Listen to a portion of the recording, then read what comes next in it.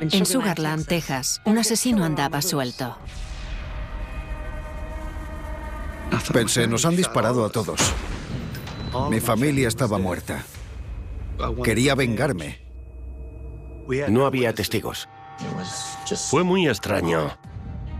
Teníamos que averiguar quién lo había hecho. La atención mediática fue una locura. ¿Quién lo ayudó? No buscan donde tienen que buscar. Tengo mucho calor y estoy harto. Estaba involucrado. Era evidente. Fue una tragedia más. Dios me salvó por un motivo. Si quiere acabar conmigo, me librará de este dolor. Familia. Esta es una historia de people por excelencia. Trata de una familia que parecía tenerlo todo.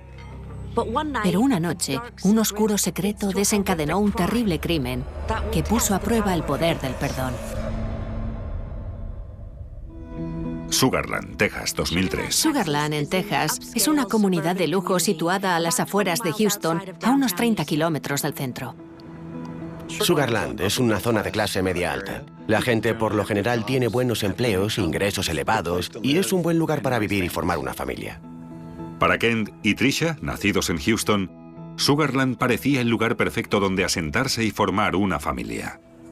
Se conocieron a los 20 años y se enamoraron perdidamente. No me esperaba que las citas a ciegas fueran tan magníficas y aquella fue una agradable sorpresa. Tenía un espíritu... Creo que la mayoría de la gente, cuando se enamora de alguien, es por su espíritu y personalidad. Nunca he querido pasar mi vida con otra persona. Trisha era profesora de primaria y Kent un ejecutivo en la empresa constructora de la familia de Trisha. Como las carreras de ambos estaban en auge, tuvieron 2 hijos, Bart y Kevin. A Trisha le encantaban los niños y una vez dijo que lo único que quería era ser una buena madre. Así era Trisha, tenía un gran corazón. Kent y Trisha se aseguraron de que la religión fuera un pilar en su hogar. La fe siempre ha sido una parte importante en mi vida. Kevin y Bart eran muy diferentes en ese sentido.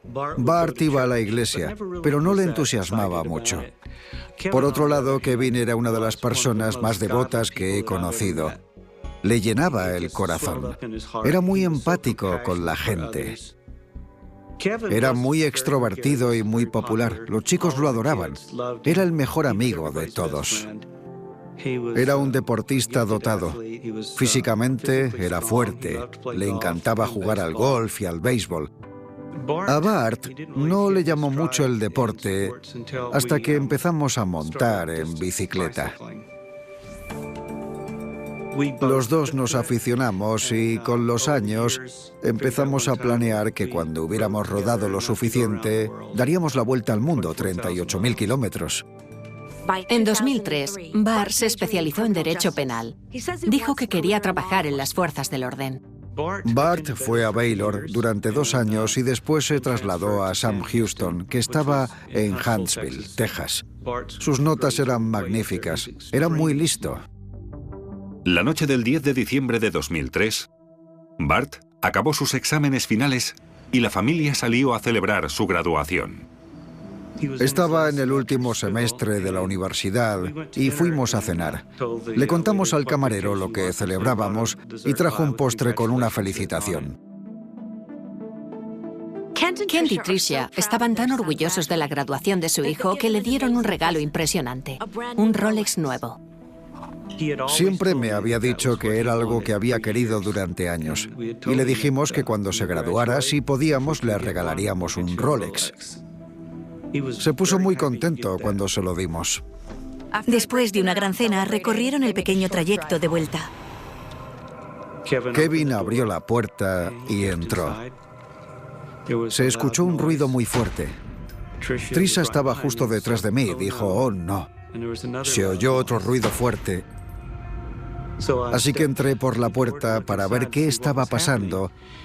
Y había un hombre de pie a unos 2 o 3 metros de distancia de nosotros con un pasamontañas. Noté un golpe muy fuerte en el hombro y caí en el porche. Me hirió y fue cuando me di cuenta de que los ruidos eran disparos. Después hubo un cuarto disparo y pensé, Dios, nos ha disparado a todos. Llamé a cada uno de los miembros de mi familia y no escuché nada. Bart, que estaba sangrando por la herida de bala, llamó al 911. Bien, Bart, ¿dónde tiene la herida? En el brazo, en el hombro, creo. No puedo mover el brazo. Vale, ¿han disparado a alguien más en la casa? A mi hermano, mi madre y mi padre. ¿Sabe quién le ha disparado? No. Un vecino vino corriendo y dijo, no te preocupes, la ayuda está en camino. Casi al instante escuché las sirenas acercarse. Mientras la policía llegaba a la casa y los sanitarios atendían a la familia, llamaron al detective Marshall Slott. Cuando llegué al vecindario había un gran revuelo. Habían aterrizado 2 ambulancias aéreas. En esa calle, que normalmente es muy tranquila, había mucho movimiento. En ese momento, Ken Whitaker estaba tendido en el porche delantero. Sangraba abundantemente a causa de la herida en el hombro. Escuchó a su mujer Tricia gimiendo cerca, pero no tenía ni idea de lo que pasaba, ni de dónde estaban Kevin y Bart. No dejaba de preguntar a la gente qué pasaba con mi familia, y nadie me dijo nada hasta que escuché a 2 policías. Uno le preguntó al otro, ¿qué quieres hacer con el MAL? ¿Muerto al llegar? Fue cuando me di cuenta de que al menos uno, o tal vez ya en ese momento, toda mi familia estaba muerta. Empecé a entrar en estado de shock. Oí que llegaba un helicóptero y uno de los enfermeros me dijo que se había pedido un helicóptero para Tricia. Me dio un vuelco el corazón. Seguía viva. Pero después me acordé de que había un MAL en casa. Uno de mis 2 hijos había muerto.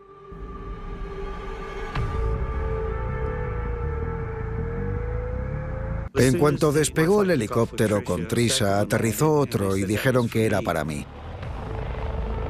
Podía ver la ciudad parpadeante a mis pies. Parecía como si estuviera viviendo la película de otra persona. Se trasladó en helicóptero a Tricia y a Kent por separado hasta el hospital de Herman, en el centro de Houston, y a Bart lo llevaron en ambulancia. Lo que todavía no sabían era que Kevin, de 19 años, no había sobrevivido. Murió de un disparo en el pecho. Kevin seguía en la casa. Por desgracia, murió al instante. Era un chaval de 19 años que estaba empezando su vida y le dispararon en su propia casa. Teníamos que averiguar quién lo había hecho.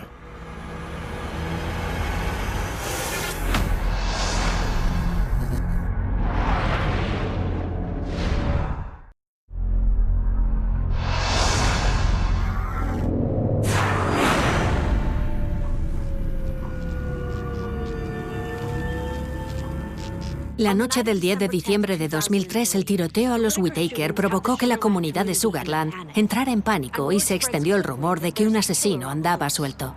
La policía ha informado de que la familia de 4 miembros llegó a su casa y un hombre con un pasamontañas les disparó a todos. Mientras la policía investigaba lo que había pasado en la casa, se trasladó de urgencia hasta el hospital a Kent, Tricia y Bart Whitaker.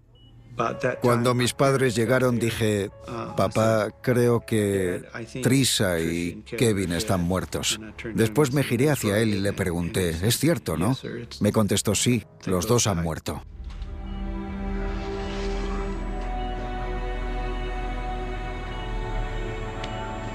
Vio a Tricia por última vez cuando la subían al helicóptero. Murió a causa de la herida de camino al hospital.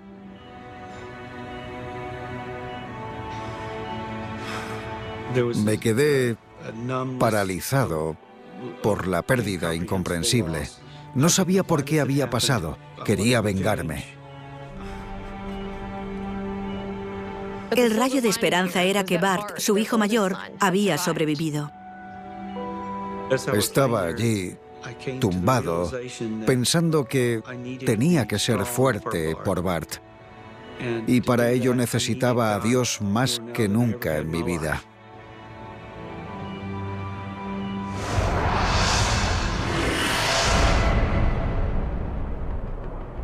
La unidad de procesamiento de la escena inspeccionó toda la casa para reunir pruebas. Barajé todas las posibilidades. Pensé que se trataba de un robo, que habían sorprendido al ladrón. Las primeras pruebas que encontraron en la escena fueron una pistola y casquillos de bala vacíos. Encontramos una Glock 9 milímetros en la cocina. Parecía que había disparado toda la munición, que había disparado a los 4 miembros de la familia. No encontramos huellas en la pistola, lo que indicaba que la habían limpiado o que el atacante llevaba guantes. No había testigos que vieran al atacante huir. Comprobamos el jardín para ver si la valla estaba rota. No encontramos nada. Cuando fueron al exterior de la casa, descubrieron un objeto de color oscuro. Había un guante negro. Estaba en la acera, junto al coche de Bart. Era una prueba importante que tal vez podía determinar quién había cometido el crimen. La policía de Sugarland sabía que la amenaza de un ladrón que había matado a 2 personas y que estaba a la fuga podía provocar un gran revuelo en la comunidad. Es algo amenazante porque podría pasarnos a cualquiera en cualquier momento. Teníamos un allanamiento con violencia en la zona y la comunidad estaba bastante asustada. Mientras la policía procesaba la escena, recibieron una pista del otro lado de la ciudad. Se había producido otro allanamiento. El atacante enmascarado había robado a 2 personas y había huido. Había alguien en su casa. Los habían observado y obligado a entrar en la casa. Algo que era muy extraño, porque este tipo de hechos no se dan en un margen de tiempo tan corto. Pensamos que podían estar relacionados. La policía siguió la pista al sospechoso hasta unas viviendas cercanas. La policía rodeó el edificio y se dio cuenta de que el sospechoso estaba escondido en un trastero en el patio de una vivienda. Atraparon al primer sospechoso del asesinato de los Whittaker. Estaba armado y dispuesto a hacer lo que fuera para evitar ser atrapado. Cuando la policía empezó a acercarse al sospechoso,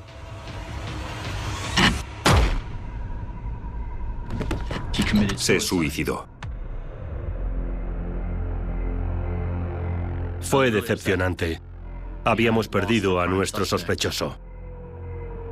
Se identificó al sospechoso como Latham Jerome Brown, de 22 años, que acababa de salir de la cárcel por posesión de drogas. No podían interrogarle, pero tenían que asegurarse de que estaba vinculado al tiroteo de los Whittaker. Entonces llevaron a un perro adiestrado para ver si podían vincular el olor de Brown con el guante que encontraron y con la Glock 9 milímetros hallada en la cocina. Hay perros entrenados especialmente en captar el olor de alguien mediante objetos. Es increíble. Tocas algo y dejas tu olor ahí. Aunque no haya ADN, el perro entrenado puede captar tu olor. Después de varias pruebas, los sabuesos no encontraron ninguna conexión con Latham Brown. Había otros aspectos sobre Brown que no cuadraban. Por ejemplo, seguía teniendo su arma. La utilizó para suicidarse y cuando la policía lo encontró llevaba 2 guantes. Eran 2 situaciones diferentes y 2 individuos diferentes. No había suficiente conexión entre las 2 para que fuera nuestro atacante. 4 días después de los disparos, el 14 de diciembre de 2003, la policía pidió a Kent y a Bart que volvieran a su casa para que les recrearan la noche de los disparos. Marshall Slot junto a la policía de Sugarland, las 7:12 de la tarde. El señor Whittaker ha accedido a relatarnos todo lo sucedido. Yo estaba justo aquí, dado la vuelta, viendo a Bart acercarse. Yo venía andando. Abrieron la puerta cuando estaba aquí y fue cuando escuché el disparo. Vine por aquí y escuché y caí así. En ese momento, Bart corrió al interior de la casa para detener al atacante. Vine corriendo directamente por aquí y pude ver cómo huía. Estaba por aquí cuando me disparó. Después me desplomé en el suelo y hablé con la operadora del 911. ¿Hay algo más que se les ocurra, que no les haya preguntado o de lo que no hayamos hablado? No sé cómo alguien puede salir por nuestro jardín llevando una máscara. Después del recorrido, la policía volvió a examinar la escena. No se había forzado ninguna entrada, lo que indicaba que quien estuvo dentro tenía una llave o que la casa no estaba cerrada. El dormitorio principal no estaba desordenado. Habían dejado las joyas del tocador, todos los cajones de la cómoda estaban abiertos, pero a una distancia similar, como si alguien no hubiera hurgado mucho buscando objetos de valor. Era muy extraño. Lo único que habían robado se encontraba en el rincón más alejado de la casa. Había un acceso a la buhardilla al lado del dormitorio de Kevin y había una caja fuerte para armas que estaba en el suelo, en un rincón muy alejado de la habitación, que estaba abierta. La pistola que encontramos en la cocina era del mismo calibre y modelo que la que Kevin había guardado en la caja fuerte. Al final, gracias al examen forense, se identificó el arma que se sacó de allí como el arma que se utilizó para disparar a la familia. Asesinaron a Trisha y a Kevin con una pistola que estaba escondida en un rincón de un altillo del primer piso. Alguien sabía dónde tenía que buscar. Según las pruebas, la policía pensó que no parecía un robo que había salido mal. Siempre que hay un asesinato, nos fijamos primero en los miembros de la familia. Investigamos detalladamente a Ken Whitaker. Ken Whitaker quería ayudar a encontrar a la persona que lo había hecho. Se mostró muy colaborador, comunicativo y sincero en sus respuestas, así que determinamos que no estaba involucrado en el crimen.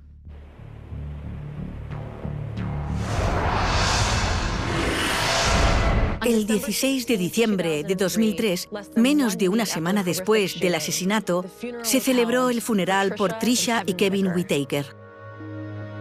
Cuando se produjeron los asesinatos, toda la ciudad se inquietó. Habría unas 2.000 personas en el funeral. Querían apoyarnos a pesar de no conocernos. Como los asesinatos fueron tan horrorosos e insólitos en Sugarland, la atención mediática fue una locura. Era un caso de gran envergadura y llegaba información de todas partes. Un soplo vino de la Universidad Estatal de Sam Houston, donde Bart iba a graduarse. Me dijeron que Bart no estaba en el último curso, que no se iba a graduar. Que en realidad estaba en su primer año y que había sacado malas notas. Informamos a Ken de que Bart lo había estado engañando a él y a su familia, y esto le pilló por sorpresa. La impresión que tenía sobre su vida en la universidad es que iba bien, pero lo que me daba eran las notas muy bien falsificadas, así que yo no lo sabía. Kent se sintió frustrado, pero es el tipo de padre que siempre da a sus hijos el beneficio de la duda. Así que preguntó a Bart acerca de sus mentiras. Estaba enfadado. Le dije, ¿te das cuenta de lo que has hecho? En lugar de buscar al auténtico asesino, se van a centrar en ti porque nos has mentido sobre la universidad.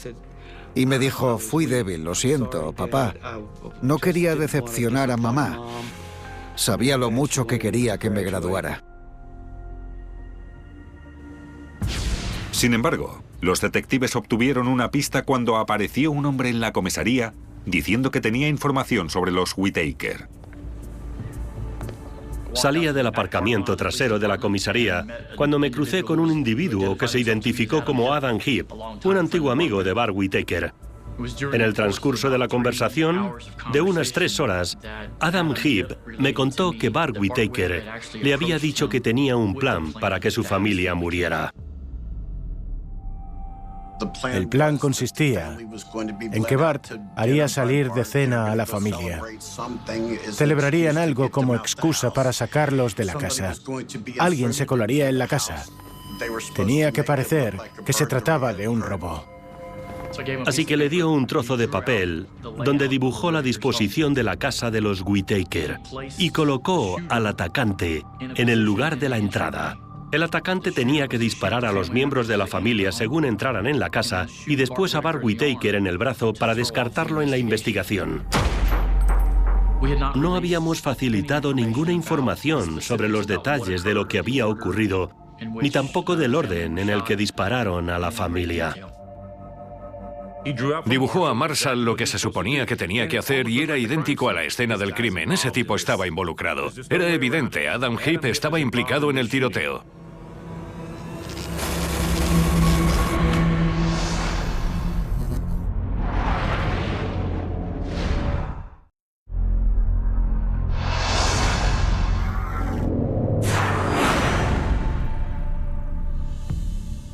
La policía de Sugarland habló con Adam Heap, un viejo amigo de Bart Whitaker, que decía saber quién quería a la familia muerta.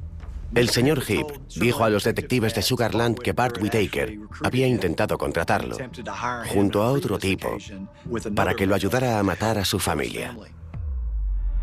El señor Heap dijo que Bart le prometió una parte del $1.000.000 del seguro de vida. La historia de Adam intrigó a la policía, que se preguntaba si estaría involucrado en los asesinatos. El mapa que nos trazó era tan detallado que o bien era el atacante o intentaba despistarnos. La policía presionó a Adam para saber su implicación en la trama, pero afirmó que la noche del tiroteo estaba en el trabajo, a más de 300 kilómetros. Se le investigó, se comprobó su historia. Adam tenía la coartada perfecta.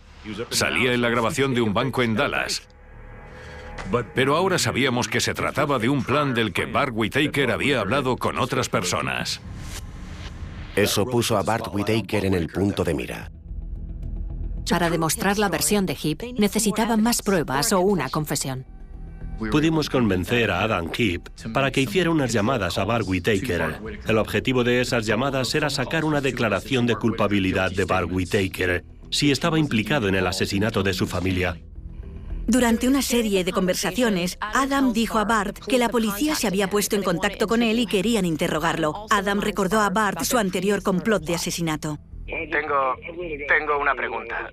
¿Sabes eso de lo que hablamos en el pasado con respecto a lo que tú sabes? No he dicho ni una palabra al respecto ni lo haré. Jamás participaría en nada que hiciera daño a mi hermano. Lo único que les preocupa ahora son los errores que he cometido en mi vida. No están buscando donde tienen que buscar. A pesar de que Bart no hizo ninguna declaración incriminatoria, a los investigadores les pareció sospechosa la conversación e hicieron que Adam continuara llamándolo. Al final, Bart se preocupó por si Adam hablaba y decidió pagarle a cambio de mentir a la policía de Sugarland. Se me ha ocurrido lo que espero que sea una buena oferta para ti. La policía preparó un buzón a nombre de Adam Heap y esperó a que llegara el dinero. Bart prometió a Adam que le pagaría lo que pudiera. Solo quiero que valga la pena. Varios días después, se recibió un paquete en el buzón que contenía el dinero. Todo apuntaba a que Bart Whitaker era el cerebro que estaba detrás del complot del asesinato de su familia. La policía sabía que si Bart era el cerebro, habría necesitado ayuda. Su misión era averiguar quién estaba cerca de él cuando se produjo el tiroteo. Utilizaron como patrón la información que les facilitó Adam Heap. Y había 3 personas implicadas. Estarían Bart, el atacante y el conductor en la fuga. Así pues, empezamos a investigar su círculo de amigos, con quién vivía por entonces, quiénes eran sus mejores amigos, a quién convenció para que lo ayudara. Los investigadores fueron hasta Conroe, Texas, donde vivía y trabajaba Bart en la época del tiroteo. La policía fue al club de campo Ben Water, donde Bart trabajaba en el bar. Averiguaron que se relacionaba sobre todo con 2 tipos que trabajaban con él en el club de campo, Stephen Champagne y Christopher Brashear. Eran buenos amigos, así que eran buenas fuentes de información sobre Bart, sus enemigos, su estilo de vida, sus actividades.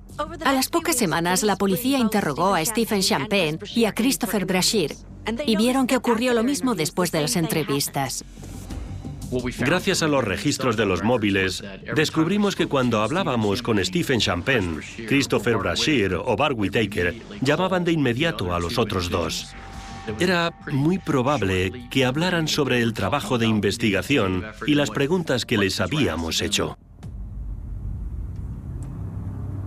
Lo más inquietante fue que Bart se volvió a mudar a su casa con Kent. La policía creyó que tenía que dar a Kent esa información. Su vida podía estar en peligro. Intentamos contar a Kent lo que sabíamos por su seguridad, porque seguía viviendo bajo el mismo techo que Bart Whitaker. No me expusieron directamente que estaba en peligro por culpa de Bart, pero la implicación estaba ahí. Yo les dije, si es así, si quiere acabar conmigo, me librará de este dolor. No quería creer que Bart estaba implicado en el crimen. Era su único hijo, el único miembro de la familia que había sobrevivido. Era difícil de asimilar. No voy a abandonar a mi hijo porque no tengáis a nadie más a quien culpar. Hasta que no me demostréis algo, no voy a dejarlo de lado. Como no ha huido, puede que esté diciendo la verdad. Kent y Bart se apoyaron el uno en el otro, y su vínculo se hizo más fuerte que nunca. Bart y yo llevábamos viviendo juntos casi 7 meses después del tiroteo. Y hablamos mucho. Una noche me dijo que iba a visitar a su novia y que me vería por la mañana. Y lo acompañé hasta la puerta de casa. Transcurrida la mañana siguiente, Bart aún no había regresado.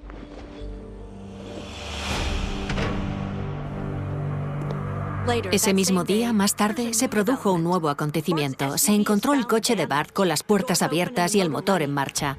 Pero Bart no estaba por ningún lado. Bart desapareció. No pudimos localizarlo. No pudimos encontrarlo en Sugarland, en Houston ni en las áreas de alrededor. Bart se había esfumado. Después de que se fuera, me di cuenta de que había cogido algo de dinero que yo tenía ahorrado. Estaba realmente solo. Y cuando me di cuenta de que se había ido, sentí una sensación horrorosa. Ya no se sostenía que podría estar diciendo la verdad. No lo entiendo. No sé por qué lo hizo.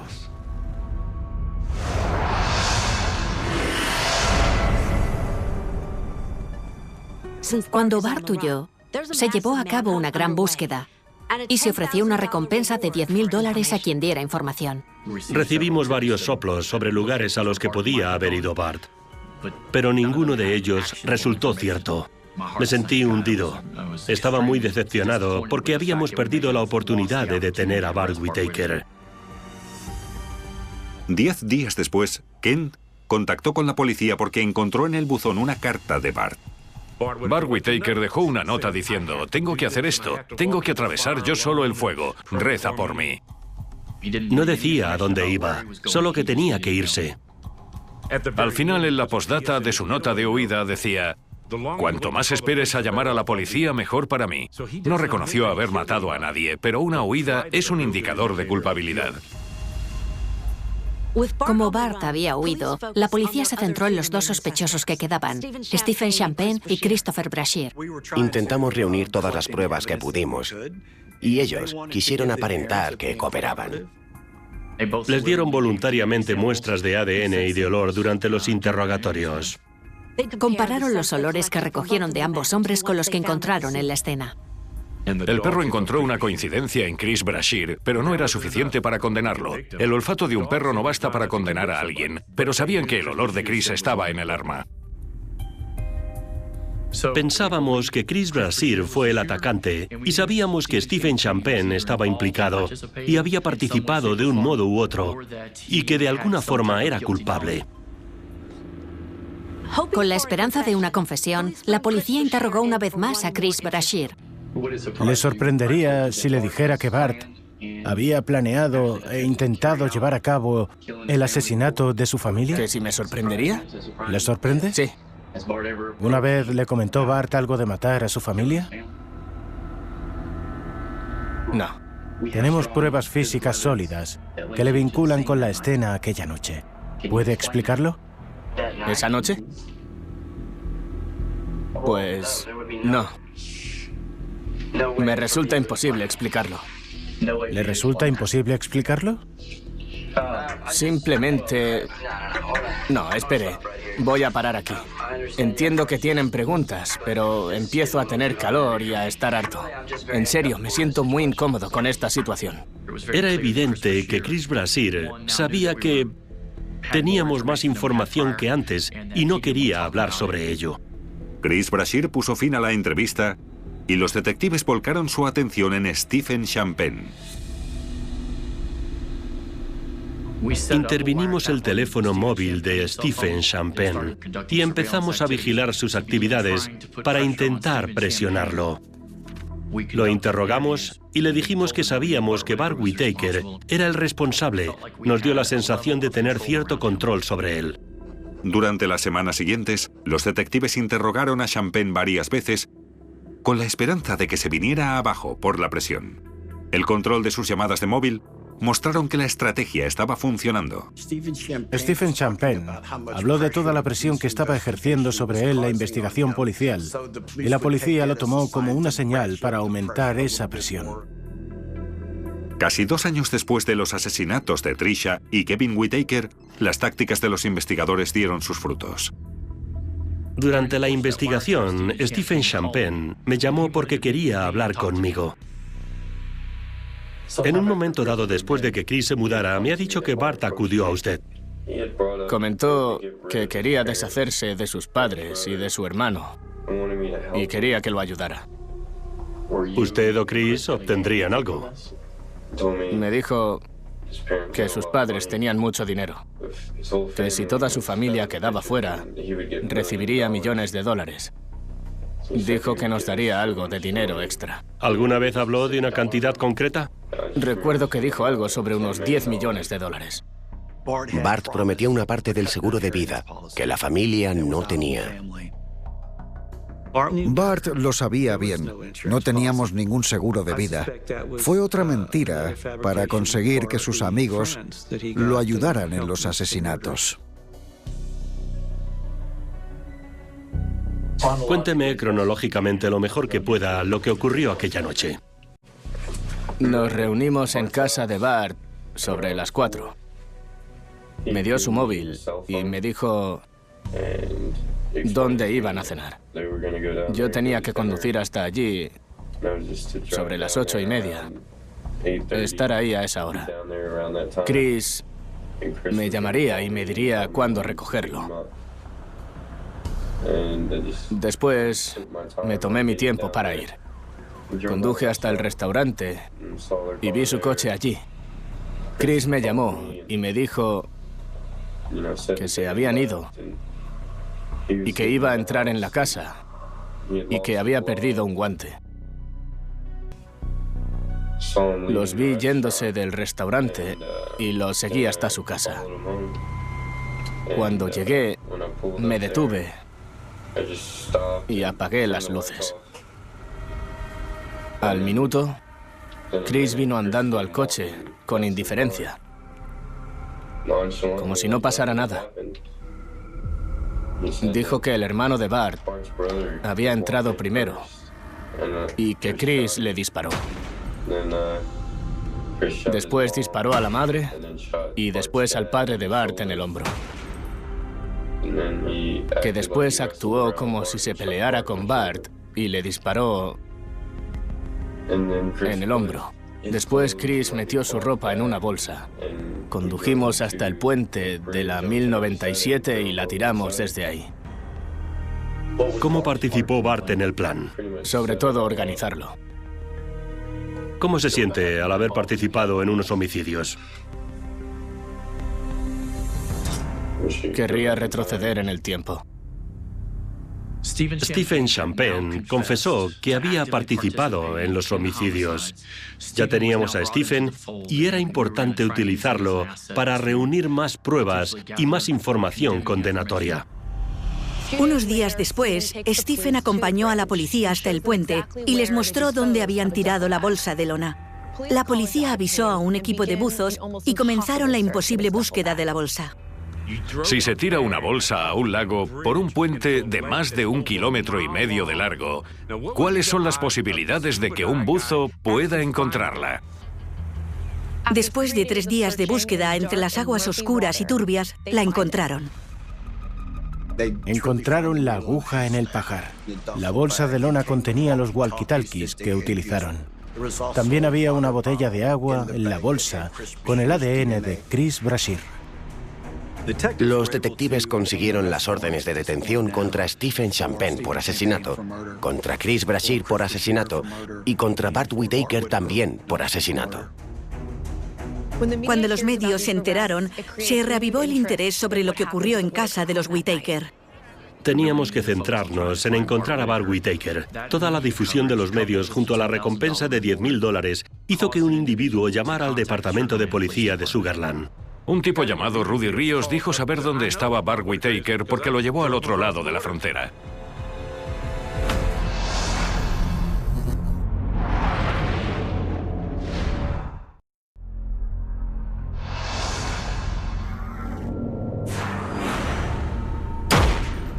En 2005, se detuvo a Chris Brashear y a Stephen Champagne, y la recompensa de $10.000 aportó pistas sobre el paradero de Bart Whitaker. Rudy Ríos contactó con la policía de Sugarland y les dijo que sabía dónde estaba Bart Whitaker. Rudy Ríos dijo, les entregaré a ese tipo, no se merece menos por $10.000. Dijo que estaba en Cerralbo, México. Rudy explicó que había trabajado con Bart los meses después del homicidio, antes de que éste desapareciera. A cambio de $3.000 llevó a Bart hasta su ciudad, en México, y permitió a Bart asumir la identidad de Rudy y vivir como Rudy Ríos. Durante las semanas posteriores, el FBI trabajó con las autoridades mexicanas, con las fuerzas del orden y con el ejército, lo cual desembocó finalmente en una reunión entre Bart Whitaker y un miembro del ejército mexicano, quien supuestamente iba a reclutar a Bart Whitaker para el servicio de inteligencia. Bart Whitaker apareció en la reunión y fue entonces cuando las autoridades mexicanas lo detuvieron. Cuando cruzó la frontera se le detuvo en virtud de la orden de detención emitida por homicidio. Kent preguntó si sería posible reunirse con Bart Whitaker cuando lo trajésemos de vuelta. Accedimos y facilitamos un cara a cara.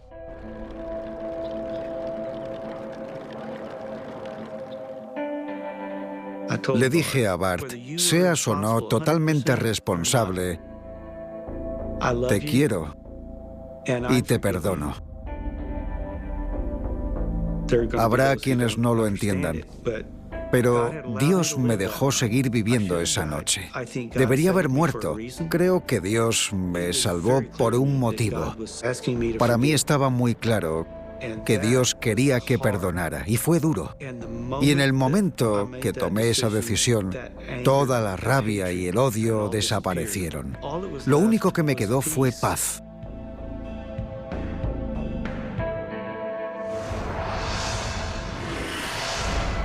Kent perdonó a su hijo, pero el sistema judicial no tenía ninguna intención de hacerlo.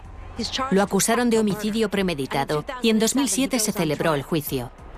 Si lo declaraban culpable, se enfrentaba a la pena de muerte. El juicio de Bart fue como el de un cártel de personas a las que había reclutado para matar a su familia.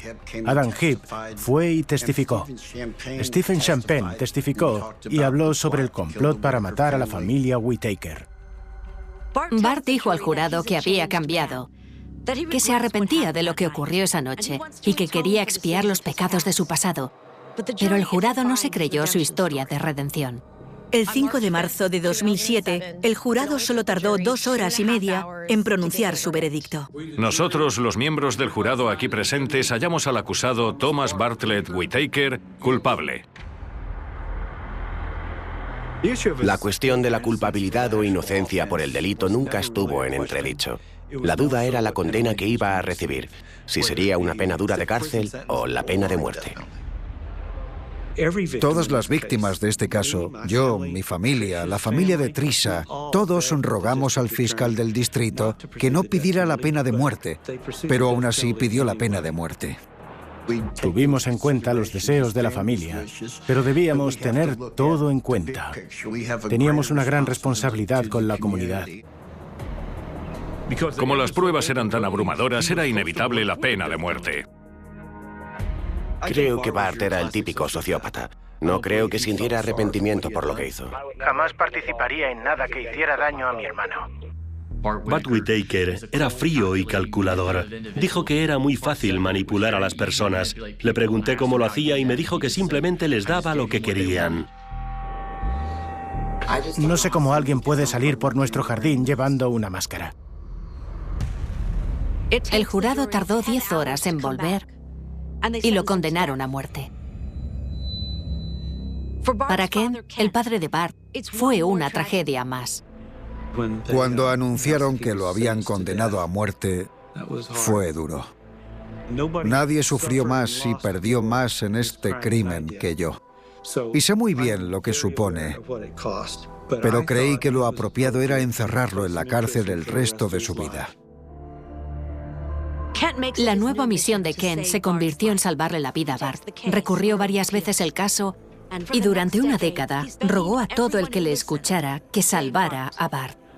Quería ofrecerle el tiempo suficiente para relacionarse con Jesucristo, para poder comprobar que Dios perdona, incluso a alguien que asesina a su madre y a su hermano. Después de agotar todos los recursos y que el Tribunal Supremo rechazara revisar el caso, se programó la ejecución de Bart. El estado de Texas fijó la fecha de la ejecución el 22 de febrero. Sin embargo, Ken todavía tenía una posibilidad de salvar a su hijo. La única opción que quedaba era el Consejo de Indultos y Libertad Provisional de Texas. Todos sus miembros son defensores de la pena de muerte, de la ley, así que sabíamos que iba a ser una tarea complicada conseguir la conmutación de su sentencia de muerte a cadena perpetua. El Consejo de Indultos solo ha recomendado la clemencia en 3 ocasiones desde 1982. Ken continuó luchando por la vida de Bart hasta el día que se fijó su muerte. Cuando llegó el día, Bart tuvo un último encuentro con su padre. Cuando terminó su última comida, se escoltó a Bart hasta la celda contigua a la cámara de la inyección letal y entonces se recibió una llamada. Pedimos una recomendación unánime de clemencia. El Estado nunca había tomado una decisión unánime a través del Consejo de Indultos para conmutar una sentencia de muerte, jamás. El gobernador de Texas estuvo de acuerdo con el Consejo de Indultos y otorgó clemencia a Bart. Creo que el Consejo de Indultos y el gobernador del estado de Texas tomaron la mejor decisión, que fue permitir la misericordia. Bart pasará el resto de su vida separado de la sociedad y, sin embargo, tendrá la oportunidad de hacer un uso positivo de lo que le ha permitido la vida y espero que lo haga. Lo más sorprendente de esta historia es la capacidad de perdón de Ken Whitaker. Sabe que Bart lo hizo, pero de todos modos quiere a su hijo. Tiene una fe profunda en Dios, y Dios le dice que todos los pecados se pueden perdonar. Perdonar es una de las cosas más difíciles que hacemos como humanos. Y me he curado hasta el punto en el que disfruto de la vida. Me he vuelto a enamorar, me he vuelto a casar, y espero que mi vida sirva como ejemplo a otros y que a pesar de lo que ocurrió, hay esperanza y felicidad ahí fuera, si lo aceptas. Chris Brashear fue declarado culpable de 2 cargos de homicidio premeditado y condenado a cadena perpetua. A cambio de su testimonio, Stephen Champagne fue condenado a 15 años de cárcel por asesinato. Salió en libertad condicional en 2015. Bart Whitaker está cumpliendo cadena perpetua en la cárcel sin derecho a la condicional.